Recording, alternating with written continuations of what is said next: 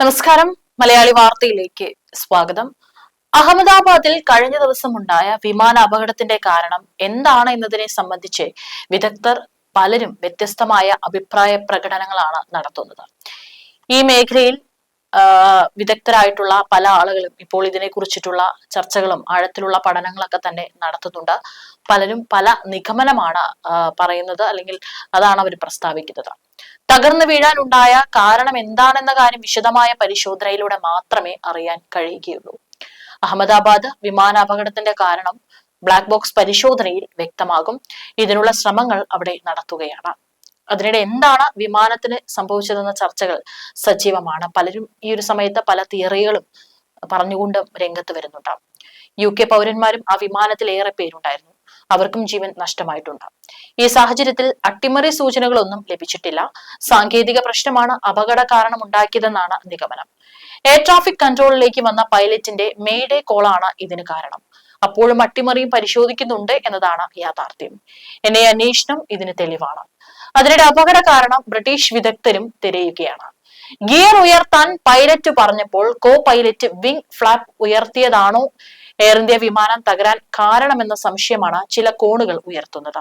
അഹമ്മദാബാദ് വിമാന ദുരന്തത്തെ കുറിച്ചുള്ള അന്വേഷണം നടക്കുമ്പോൾ കോ പൈലറ്റിന്റെ വീഴ്ചയിലേക്ക് വിരൽ ചൂണ്ടി ബ്രിട്ടീഷ് വിദഗ്ധൻ ചർച്ച സജീവമാക്കുന്നു. പൈലറ്റും യൂട്യൂബറുമായ സ്റ്റീവ് ആണ് കോ പൈലറ്റിനെ സംശയത്തിൽ നിർത്തിയുള്ള അഭിപ്രായം പങ്കുവെക്കുന്നത്. കോ പൈലറ്റിനോട് ലാൻഡിംഗ് ഗിയർ പിൻവലിക്കാൻ ആവശ്യപ്പെട്ടപ്പോൾ കോക്പിറ്റിൽ ഒരു പിഴവ് സംഭവിച്ചതായി സംശയിക്കുന്നതായി സ്റ്റീവ് പറയുന്നു. ഇത് വിനാശകരമായ പ്രത്യാഘാതങ്ങൾക്ക് കാരണമായി. ഇത് എന്റെ അഭിപ്രായം മാത്രമാണ്. പൈലറ്റ് കോ പൈലറ്റിനോട് ഉചിതമായ സമയത്ത് ഗിയർ അപ്പ് എന്ന് പറഞ്ഞതായി ഞാൻ കരുതുന്നു. കോ പൈലറ്റ് ഗിയറിന് പകരം ഫ്ലാപ്പ് ഹാൻഡിൽ പിടിച്ച് ഫ്ലാപ്പുകൾ ഉയർത്തി. അങ്ങനെ സംഭവിച്ചാൽ ഈ വിമാനം പറക്കുന്നത് നിൽക്കും. ഉയർത്തുന്ന ഫ്ലാപ്പുകൾ വിമാനത്തിന്റെ വേഗതയും ഉയരവും വേഗത്തിൽ നഷ്ടപ്പെടാൻ കാരണമാകുമെന്നും സ്റ്റീവ് പറഞ്ഞു. പിന്നീട് കാര്യങ്ങൾ പൈലറ്റിന് നിയന്ത്രിക്കാൻ ബുദ്ധിമുട്ടായിരിക്കുമെന്നും അദ്ദേഹം കരുതുന്നു. ലിഫ്റ്റ് ഫോഴ്സുകൾ വായുവിലേക്ക് കൊണ്ടുപോകുമ്പോൾ 787ന്റെ സംയുക്ത ചിറകുകൾ സാധാരണയായി പറന്നുയരുമ്പോൾ വളയും. എന്നാൽ എയർ ഇന്ത്യ വിമാനത്തിന് അത്തരമൊരു വളവ് കാണിക്കുന്നില്ലെന്നാണ് അഭിപ്രായപ്പെട്ടത്. മണിക്കൂറുകൾ നീണ്ട തെരച്ചിലിൽ black box digital flight data recorder കണ്ടെത്തിയതോടെ അപകട കാരണത്തിന് യഥാർത്ഥ ഉത്തരം കിട്ടുമെന്ന പ്രതീക്ഷയിലാണ് ലോകം. രാജ്യത്തെ നടുക്കിയ അഹമ്മദാബാദ് വിമാന ദുരന്തത്തിൽ എയർക്രാഫ്റ്റ് ആക്സിഡന്റ് ഇൻവെസ്റ്റിഗേഷൻ ബ്യൂറോ അന്വേഷണം തുടങ്ങിയിട്ടുണ്ട്. എന്നാൽ ഇപ്പോൾ പലരും അപകടത്തിന് കാരണമായി ചൂണ്ടിക്കാട്ടുന്നത് ബോയിങ് 787 ഡ്രീം ലൈനറിന്റെ വിംഗ് ഫ്ലാപ്പ് ആണോ പ്രശ്നം ഉണ്ടാക്കിയതെന്നാണ്. ആംസ്റ്റർഡാമിലും സൂറിച്ചിലും ഡബ്ലിനിലും ബോസ്ലോണിയയിലും കഴിഞ്ഞ മാസം ഡ്രീം ലൈനർ അടിയന്തരമായി ഇറക്കിയത് വിംഗ് ഫ്ലാപ്പ് കുഴപ്പത്തിലായപ്പോഴാണ് എന്ന കാരണമാണ് പലരും ചൂണ്ടിക്കാട്ടുന്നത്. അപകട കാരണം തേടിയുള്ള അന്വേഷണങ്ങൾ ഒടുവിൽ ബോയിങ് വിമാന കമ്പനിയുടെ നടുവൊടിക്കുമോ എന്നാണ് പലരും സംശയിക്കുന്നത്. കൂടാതെ ഈ വിമാനങ്ങളുടെ ലാൻഡിംഗ് ഗിയറിനും ചില പ്രശ്നങ്ങൾ ഉണ്ടെന്നാണ് പറയപ്പെടുന്നത്. വിമാനാപകടത്തിന്റെ ദൃശ്യങ്ങൾ പരിശോധിച്ച പല വിദഗ്ധരും വിംഗ് ഫ്ലാപ്പിന്റെ കോൺഫിഗറേഷൻ കൃത്യമായി തോന്നുന്നില്ല എന്നാണ് ചൂണ്ടിക്കാട്ടിയത്. ജൂലിയൻ ബ്രേ എന്ന വ്യോമയാന വിദഗ്ധൻ ഇക്കാര്യത്തിൽ ചില ശക്തമായ നിരീക്ഷണങ്ങൾ നടത്തിയിരുന്നു.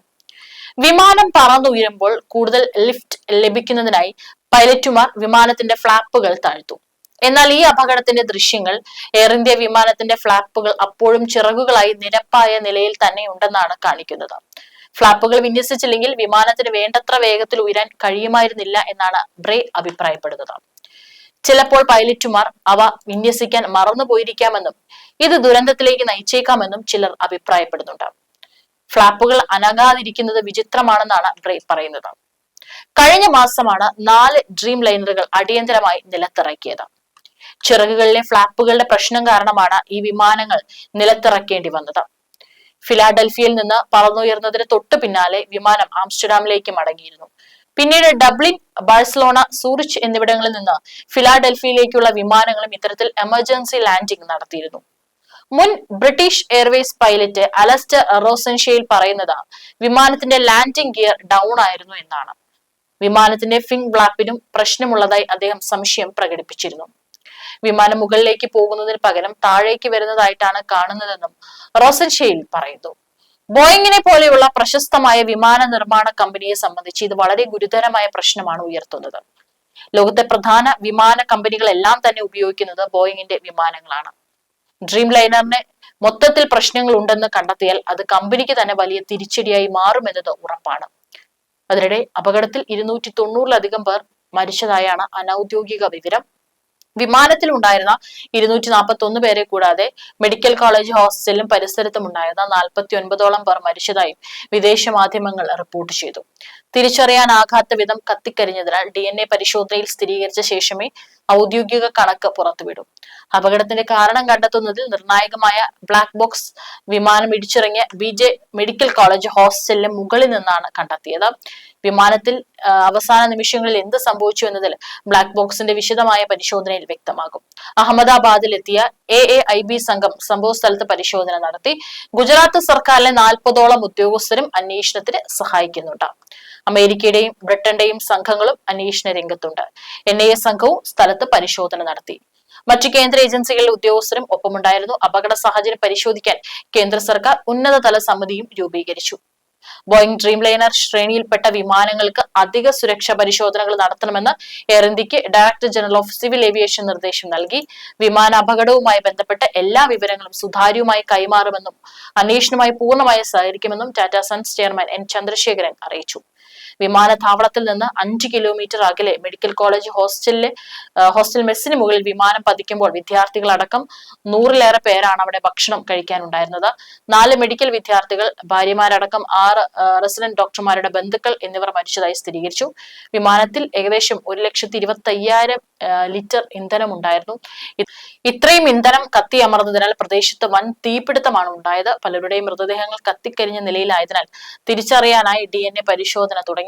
മുഴുവൻ പേരെയും തിരിച്ചറിയാനായി ദിവസങ്ങളെടുക്കും. തിരിച്ചറിഞ്ഞവരുടെ മൃതദേഹം ബന്ധുക്കൾക്ക് കൈമാറി. 215 പേരുടെ കുടുംബാംഗങ്ങൾ സാമ്പിളുകൾ നൽകാൻ ആശുപത്രിയിൽ എത്തിയിട്ടുണ്ട്. ഡ്രീം ലൈനർ ടേക്ക് ഓഫിന് പിറകെ കെട്ടിടങ്ങൾ തകർന്നു വീണതിന്റെ കാരണം ഇനിയും വ്യക്തമല്ല. വിവിധ കാരണങ്ങളാണ് വ്യോമയാന രംഗത്തെ വിദഗ്ധർ ചൂണ്ടിക്കാട്ടുന്നത്. അതിൽ ഒന്നാണ് ഫ്ലാപ്പിംഗ് ലാൻഡിംഗ് ഗിയർ. പറന്നുയരാനും മുകളിലേക്ക് കുതിക്കാനും സഹായിക്കുന്ന ഫ്ലാപ്പുകൾ ടേക്ക് ഓഫ് സമയത്ത് ശരിയായി പ്രവർത്തിച്ചു കാണില്ല. വിമാനത്തിന്റെ ലാൻഡിംഗ് ഗിയർ ഉള്ളിലേക്ക് മടങ്ങിയില്ല. ഇതുമൂലം വിമാനത്തിന് കൂടുതൽ ശക്തി ഉപയോഗിക്കേണ്ടി വന്നിരിക്കാം. പൈലറ്റുമാർ ഫ്ലാപ്പ് നിയന്ത്രിക്കുന്നതിൽ പിഴവ് വരുത്തിയോ? ഇത് സംഭവിച്ചിരുന്നെങ്കിൽ കോക്പിറ്റിൽ അലാം മുഴങ്ങും. അങ്ങനെ തെറ്റ് തിരുത്താൻ പറ്റും. മുൻകൂട്ടി തയ്യാറാക്കിയ ചെക്ക് ലിസ്റ്റിനെ അടിസ്ഥാനമാക്കിയുള്ള പ്രവർത്തനങ്ങളിൽ പിഴവുകൾ വരുന്നത് അപൂർവം. വിമാനത്തിൽ ഉയരാൻ കഴിയാത്ത വിധം സാങ്കേതിക തകരാർ ഉണ്ടാക്കിയതിൽ അന്തരീക്ഷ താപനിലയും കാരണമാകാം. പക്ഷെ ഇന്ത്യയിലെ കാലാവസ്ഥ പതിവായതിനാൽ സാധ്യത കുറവാണ്. പറന്നുയരാൻ ശക്തിയില്ലാതെ താഴോട്ട് പതിക്കാൻ എഞ്ചിൻ തകരാർ കാരണമായും. ഇരട്ട എഞ്ചിൻ വിമാനത്തിൽ ഒന്ന് തകരാറിലായാലും രണ്ടാമത്തേതിന്റെ സഹായത്താൽ മണിക്കൂറുകളോളം പറക്കാം. 2 എഞ്ചിനുകളും ഒന്നിച്ച് തകരാറാകുന്നത് അപൂർവമാണ്. അഹമ്മദാബാദ് വിമാനത്താവളത്തിൽ പക്ഷിശല്യം കൂടുതലാണ്. പക്ഷി ഇടിച്ചാലും 2 എഞ്ചിനുകളും ഒരേ സമയം പ്രവർത്തനരഹിതമാകുന്നതും അപൂർവമാണ്. പക്ഷിയുടെ സാന്നിധ്യം ദൃശ്യങ്ങളിലില്ല. വിമാനത്തിന്റെ ശക്തി കുറയ്ക്കാനും ഓഫാക്കാനും ഇടയാക്കും വിധമുള്ള സോഫ്റ്റ്വെയർ തകരാർ, വൈദ്യുതി സംവിധാനത്തിലെ പിഴവ് എന്നിവയും സംശയിക്കാം. ഏതായാലും ഈ മേഖലയിൽ വിദഗ്ധരായിട്ടുള്ള ആളുകളൊക്കെ തന്നെ നിരവധി സംശയങ്ങളും നിഗമനങ്ങളൊക്കെ തന്നെയാണ് പറയുന്നത്. പക്ഷേ കൃത്യമായിട്ടുള്ള പരിശോധന വളരെ സാവധാനത്തിൽ നടത്തിയാൽ മാത്രമായിരിക്കും എന്താണ് ഇത്തരത്തിലൊരു വലിയ അപകടം ഉണ്ടായതിന് പിന്നിലുള്ള കാരണം എന്നുള്ള കാര്യത്തിൽ ഒരു വ്യക്തത വരികയുള്ളൂ.